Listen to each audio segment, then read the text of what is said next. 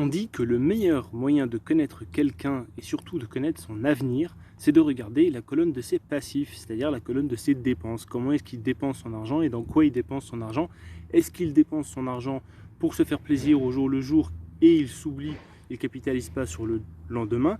Ou est-ce qu'il va mettre son argent dans quelque chose qui va l'améliorer, donc qui va contribuer au développement de soi ou au développement personnel, tu l'appelles comme tu veux, mais quelque chose en fait qu'il va investir pour pouvoir plus tard profiter de cet investissement. Le plus beau et le plus important des investissements, c'est l'investissement que tu fais dans la connaissance et dans l'apprentissage, parce que tu apprendras à faire toujours mieux et ça te dégagera du temps et c'est comme ça en fait que tu vas pouvoir t'améliorer. Et l'un des meilleurs apprentissages qui soit, c'est l'apprentissage par la lecture. Alors je ne te parle pas ici de lecture de blog ou de lecture de tweets ou de lecture de posts, parce que cette lecture-là, en fait, elle ne te permet pas de te concentrer comme tu aimerais te concentrer, et elle ne te permet pas de bien comprendre le développement et tout le cheminement de pensée qui amène à ce que l'auteur veut te donner et te délivrer comme information, qui peut être quelque chose qui est construit, qui est complexe. Alors, tu peux très bien le voir dans le monde du développement et tu peux très bien le voir aussi dans la vraie vie. C'est pour ça qu'en fait, j'ai choisi 3 livres. Bon alors, le premier livre, c'est Clean Code. Clean Code, c'est un livre en fait qui t'apprend les bonnes pratiques du code. Mais ce qu'il y a de très intéressant en fait, c'est pas qu'il t'apprend juste des bonnes pratiques, il te les donne pas comme une vérité universelle, il t'explique juste dans ce livre que en tant que développeur informatique, tu as une lourde responsabilité qui est, alors j'aime bien parce qu'en fait ce livre il a été repris dans des conférences que tu as sur YouTube qui sont pas mal aussi, hein. Si tu n'as pas envie de lire et que tu préfères regarder les vidéos, je ne devrais pas te le dire parce que cette vidéo a quand même pour but de t'inciter à lire, mais tu peux aller voir les vidéos qui sont aussi, qui reprennent énormément ce qu'il y a dans le livre et qui reprennent presque mot pour mot, exemple pour exemple. Et en fait, il le dit très bien, beaucoup plus dans les conférences que dans le livre d'ailleurs. Il explique que, en fait, si un jour il arrive un problème dû à un logiciel, un problème très grave, et qu'il y a des gens qui meurent, et ben en fait, ça va être vraiment notre responsabilité à nous en tant que développeurs qui va être mise en jeu. Et le jour où ça arrivera, si nous on n'a pas eu l'intelligence de faire comme d'autres corporations, d'autres corps de métier, de se mettre entre nous et de faire en fait un corps de métier avec des règles, avec justement, c'est pour ça qu'on parle beaucoup de tests unitaires, d'intégration, on parle de méthodes pour coder ensemble, ne pas laisser du code relégué dans dans des coins dans lesquels on ne sait pas trop ce que fait ce code, si ça tombe en panne, on ne sait pas trop pourquoi. Le jour où il y a un gros truc qui va arriver, et bien en fait c'est toute notre responsabilité à tous les développeurs qui va être mise en cause parce qu'en fait tous les donneurs d'ordre qui vont être les chefs de projet, etc., ben, ils vont taper sur tous les développeurs et c'est notre métier qui va en pâtir. Et toutes ces méthodologies, en fait, si nous on prend vraiment la conscience du fait qu'on a une importance quand on fait le code et on a une importance dans la maintenance de ce code-là et qu'on met en place des choses pour réguler notre travail, on devient comme les artisans. Et les artisans, en fait, leur personne est dissociée de leur artisanat. C'est des bons artisans parce qu'ils mettent en place des bons outils et ils font des belles productions. Et en fait, c'est ce à quoi il veut nous amener dans ce livre.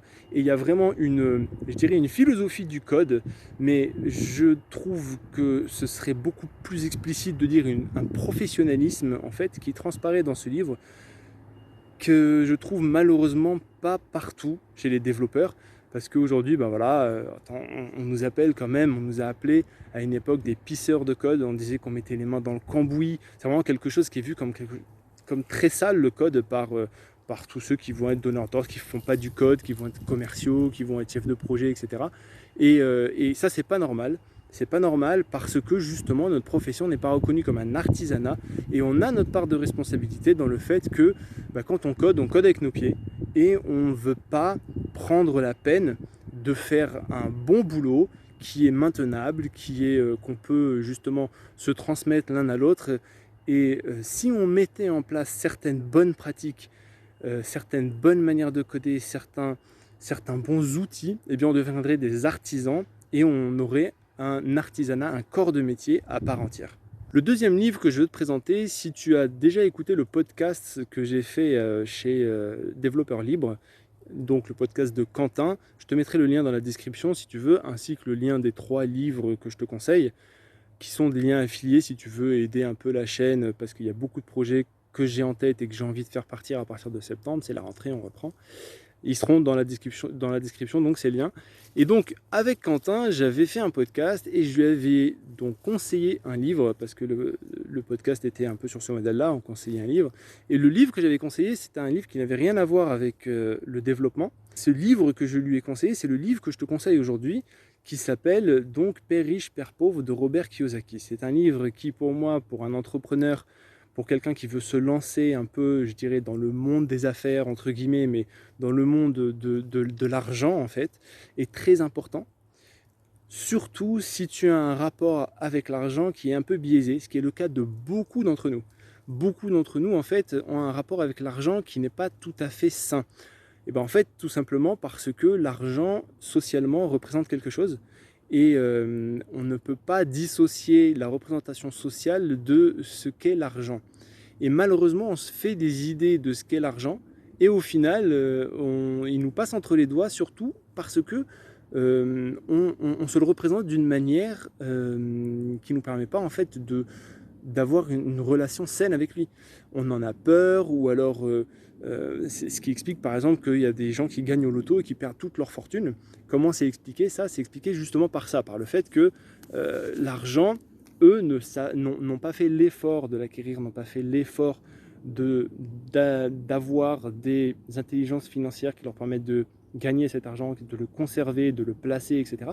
Donc en fait, ils le dépensent tout simplement et ils le perdent. Donc on dit l'argent leur brûle les doigts.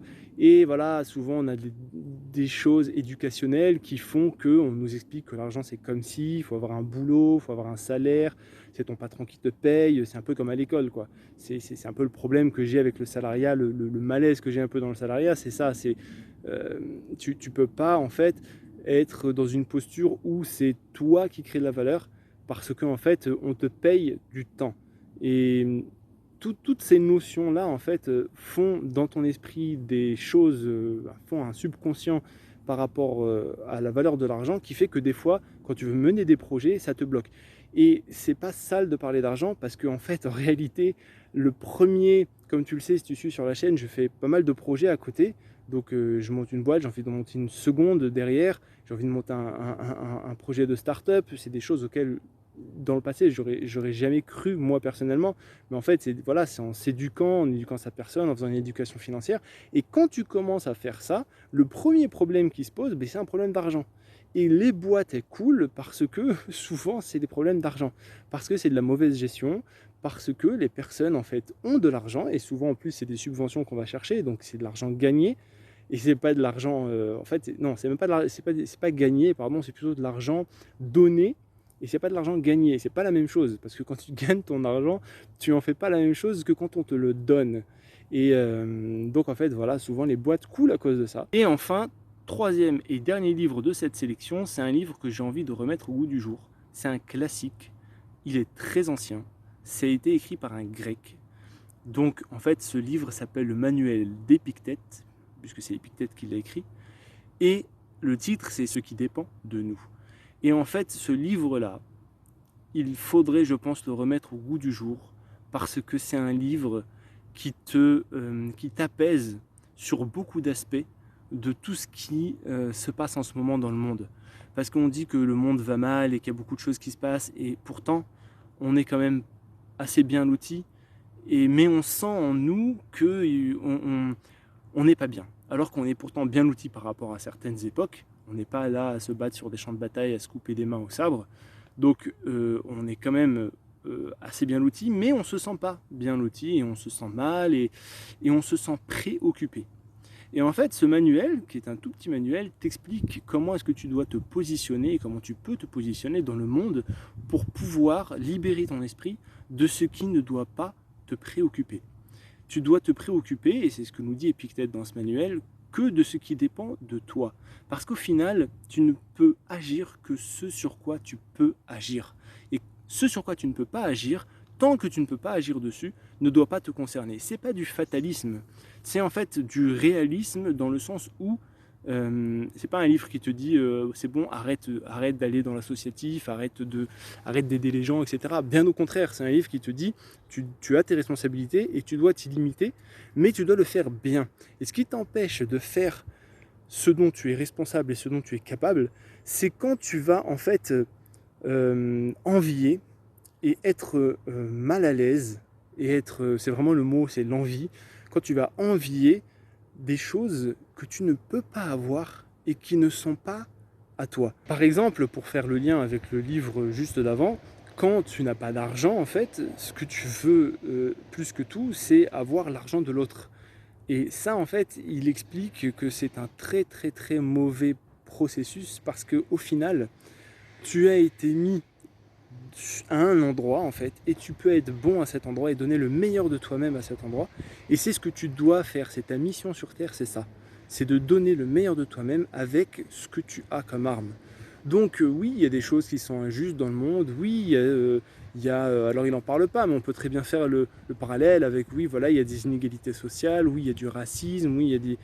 Mais en fait, euh, c'est pas parce qu'il y a ça que tu dois passer ton temps à essayer de résoudre ça d'une manière qui n'est pas la manière dont toi tu peux le faire.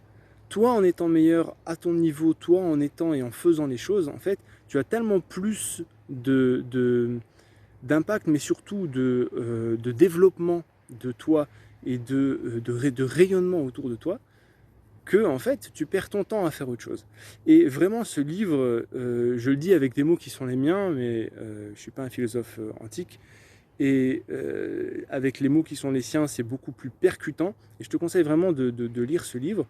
Donc voilà, je te conseille 3 livres qui sont pour moi un triptyque, donc l'artisanat qui est le nôtre, donc professionnellement, le fait de gérer l'argent pour tout ce qui va être entrepreneuriat et projet, parce qu'on sait que c'est un volet très important dans la gestion de projet. Et ensuite, cet aspect-là qui est l'aspect pour moi le plus important des 3, parce que c'est celui-là, c'est ce qu'on appelle le mindset aujourd'hui, un peu les gourous disent un peu ce qui va être mindset, mais pour moi je trouve que c'est un peu plus profond que ça.